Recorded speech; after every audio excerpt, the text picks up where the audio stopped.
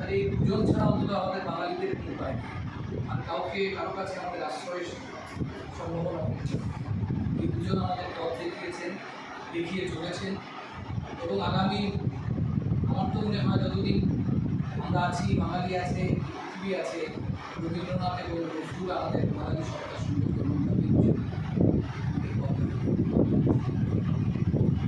আমরা যখন কলেজে ছিলাম তখন অ্যালামনি অ্যাসোসিয়েশন এরকম কিছু ছিল, এটা অনেক পরে গঠিত হয়েছে এবং যখন 17 বছর উদযাপন হয়েছিল তখন খুব বড় একটা অনুষ্ঠান হয়েছিল, সেখানে 75 বছর, সেখানে আমরাও এসেছিলাম। শান্তি স্যার আরও অনেক স্যাররা ছিলেন যারা নাকি অনুষ্ঠানের পিছনে ছিলেন। তখন এখানে বিশাল কালচারাল অনুষ্ঠান হয়েছিল, অনুষ্ঠান হয়েছিল 50 তো ওই সব অনুষ্ঠানের পর আসলে আমার কার্যক্ষেত্র এবং তারপরে অনেক কিছুর সঙ্গে কলেজের যে প্রাক্তনীদের যে সমাবেশটা, যে সবাই মিলে একসঙ্গে কিছু করা, ভালো কিছু চিন্তা করা এবং কলেজের সঙ্গে থেকে যুক্ত রাখা, সংযুক্ত রাখা, এই কাজটা তেমনভাবে হয় পারি না, যে জন্য আমি রাখি। কিন্তু আপনারা যারা করছেন কাজটা বললেন যে 2000 সাল থেকে জড়িয়ে আছে এবং আমার পরিচিত আরও অনেকেই কাছে নেই যারা আপনারা যুক্ত আছেন, সবাই এটার সঙ্গে যুক্ত থাকবে। হাজার হাজার লক্ষ লক্ষ হয়তো স্টুডেন্ট এখান থেকে বেরিয়েছে, কিন্তু আমি এটাও এর খুবই নগণ্য অংশ হয়তো দেখবেন যে এই প্রাক্তনীদের সঙ্গে আপনাদের যে সংগঠন আছে সেটার সঙ্গে জড়িয়ে থাকবে। কিন্তু তবুও প্রত্যেকটা অন্তত মহারাজা বীরবিক্রম কলেজের মতো একটা প্রতিষ্ঠানের প্রাক্তনীদের একটা সমাবেশ থাকবে না, একটা সমিতি থাকবে না, এটা ভাবা যায়। আপনারা সেই সম্মানটা রেখেছেন। প্রাক্তনীদের এই সমাবেশ, এই সম্মেলন থাকার মানেটা হচ্ছে যে এই কলেজের মর্যাদার জন্য এটা একটা প্রয়োজনীয় উদ্যোগ। আমি যতই দুর্যোগ হোক, দুর্যোগের কম হোক, বড় কথা বলছি, আমিও আসতে পারি না, আপনারা অন্তত যতজনই হোক এই সমস্ত অনুষ্ঠানের সংখ্যা কোনো বিষয় নয়, ভাবটাই হচ্ছে বিষয়। আমরা সবাই মিলে এখানে কতজন আছে আমরা শ্রদ্ধা জানাবো, এটাই হচ্ছে আমরাই সমৃদ্ধ হব।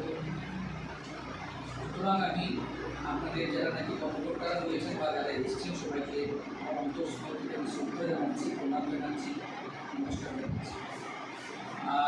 আরেকটা বিষয় হচ্ছে, আমি না বলে পারছি না, আমি চেয়ারে বসেছি, আসলে আমার বুঝবেন না যে আমার স্পাইনাল কর্ডে একটা অপারেশন আছে, যার জন্য আমি নিচে বসতেই পারি। ডাক্তার আমাকে বিশেষ করেছে।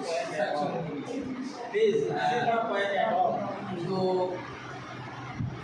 কলেজে যখন পড়তাম সেই 78, 79, আমি যখন কলেজে ঢুকেছি 76-এ নজরুল ইসলাম মারা গেছে। আমরা বোধ হয় এই জুন এই সময় তো রেজাল্ট আউট হচ্ছে, এই সময়টাতে আমরা ঢুকেছি কিছুদিনের মধ্যেই মারা গেছে নজরুল। এবং তখন যে অনুষ্ঠানগুলো হতো, কলেজে আবৃত্তি হতো, তখন দেবাশিস মোদক নাকি সিএস অফিসার হিসেবে রিটায়ারমেন্টে গেছেন, তারপরে কিরণ শঙ্কর চক্রবর্তী, রঘুন হালদার, রঘুনদা এখানে নেই, বাইরে কলকাতায় গেছেন, এরা সবাই আবৃত্তি করত। অদিতি বলে একজন ছিলেন আমাদের সিনিয়র বোধ 1 বছরের মহিলা, এত ভালো গাইতেন। আর আমরা সবাই তার গানে নজরুল গাইতেন, বিশেষ করে আমরা তো সবাই তার প্রেমে আবদ্ধ, মানে তার গানের এতটাই আবেদন ছিল, এত ভালো গাইতেন। তো দেবাশিস তার খুবই সম্ভবত আমি প্রথম নজরুলের এই কবিতাটা শুনেছিলাম, আপনারা সবাই শুনেছেন, খুবই বহু প্রচারিত, বহু কথিত আবৃত্তি করেছেন প্রায় সবাই। যদি আর বাসি না, এটা নজরুলের যে কবিতা নয়, নজরুল একটা অভিভাষণে এই বক্তব্যটা রেখেছিলেন এবং তারপরে এটা এতটাই তার জীবনের কথা হয়ে দাঁড়িয়েছে, আমাদের মনের কথা, অনেকেরই কথা হয়ে দাঁড়িয়েছে যে এটা যে কোনো কবিতার থেকে অনেক বেশি জনপ্রিয় হয়ে গেছে। বন্ধুগণ,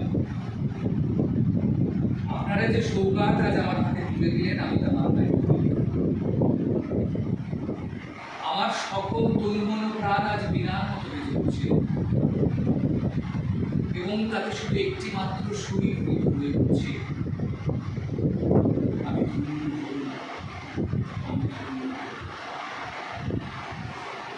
আমায় আপনারা সেদিনই অভিনন্দিত করেছেন যেদিন আমার লেখা আপনাকে ভালো লেগেছে।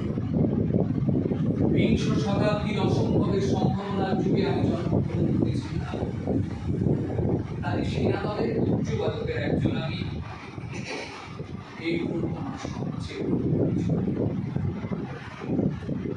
আমি এই দেশে এই সমাজে জন্মেছি বলে শুধু এই দেশেরই নই, আমি সকল দেশে, আমি সকল সমাজে, আমি সকল মানুষের। কবি চায় না গান, কবি চায় অঞ্জলি, কবি চায় কবিতা আর দেবতা, সে তো সুন্দরের প্রকাশ। সুন্দরকে স্বীকার করতে হয় যা সুন্দর।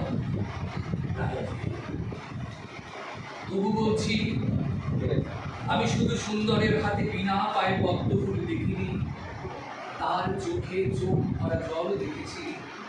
শ্মশানের পথে, গোরস্থানের পথে তাকে ক্ষুধা দীর্ঘ মূর্তিতে মৃত্যু পায়ে চলে যেতে দেখেছি। কারাগারের অন্ধকূপে তাকে দেখেছি, হাসির মঞ্চে তাকে দেখেছি, যুদ্ধক্ষেত্রে তাকে দেখেছি। আমাকে বিদ্রোহী বলে খামোখা লোকে মনে ভয় ধরিয়ে দিয়েছিল। এই নিরীহ জাতটাকে আছড়ে কামড়ে বেড়াবা দিচ্ছে আমার কোনোদিন নেই। আমি বিদ্রোহ করেছি, বিদ্রোহের গান গেয়েছি। যত সব মিথ্যা পুরাতন পচা, সেই মিথ্যা সনাতনের বিরুদ্ধে, ধর্মের নামে ভণ্ডামি আর কুসংস্কারের বিরুদ্ধে।